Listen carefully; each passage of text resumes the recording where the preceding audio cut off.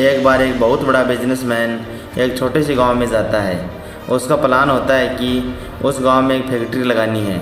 वह एक ऐसी जगह पर पहुंच जाता है जहां पर एक नदी होती है।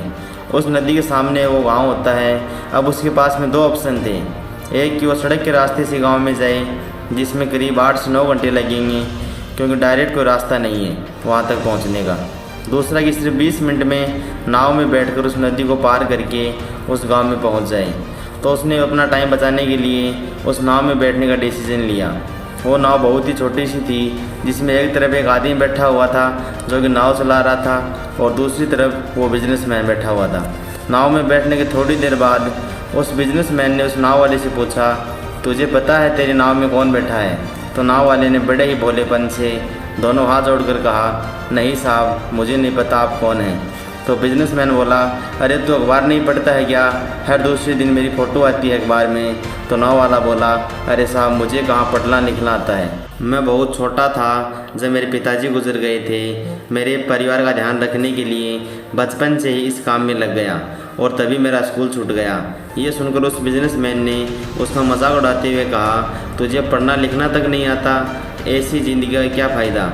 यह सुनकर नाव वाले को बुरा तो लगा लेकिन उसने कुछ नहीं कहा। थोड़ी देर बाद बिजनेसमैन नाव वाले से बोला, ये जो तू सामने ज़मीन देख रहा है, यहाँ पर मेरी एक बहुत बड़ी फैक्ट्री होगी जहाँ पर हमारे ब्रांड की मिनरल वाटर की बोतल बनेगी। उस नाव वाले को बात समझ नहीं आई। उसने कहा, क्या बनेगा साहब? तो बिजनेसमैन थोड़ा सा इरिटेट होकर बोला, हमारी यहाँ पानी की बोतलें बनेगी जो तेरे गांव में नहीं बिकेगी, शहर में बहुत बिकती है।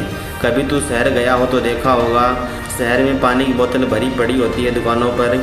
फिर वो नाव वाला बोला, अरे साहब, मुझे कैसे पता होगा, मैं तो कभी गांव से बाहर गया ही नहीं। फिर वो बिजनेसमैन उसके ऊपर हंसते हुए बोला, तू कभी इस गांव से बाहर तक नहीं गया, तुझे पता ही नहीं कि शहर क्या होता है। अरे ऐसी ज़िंदगी का क्या फ़ायदा?